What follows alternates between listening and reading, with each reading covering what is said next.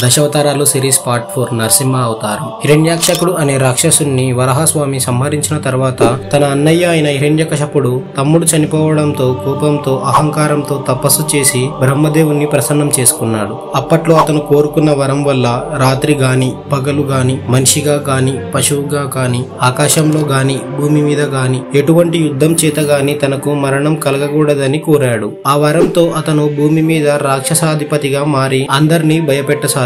హిరణ్యకశపునికి ప్రహ్లాదుడు అనే కుమారుడు పుట్టాడు. తండ్రి రాక్షస స్వభావంతో ఉన్న కుమారుడు మాత్రం మహావిష్ణు భక్తుడు. చిన్న వయసులోనే ఓం నమో భగవతే వాసుదేవాయ అని జపిస్తూ ఎక్కడ చూసినా నారాయణుడే ఉంటాడని చెప్పేవాడు. ఇది విన్న హిరణ్యకశపుడు కోపంతో తన కుమారుడిని ఎన్నో విధాలుగా చంపడానికి ప్రయత్నించాడు. నాగుల పాము గుంపులో వేశాడు, అగ్నిలో పెట్టాడు, పర్వతంపై నుంచి తోసేశాడు, సముద్రంలో పడేశాడు. కానీ ప్రతిసారి విష్ణుమూర్తి రక్షణ కల్పించారు.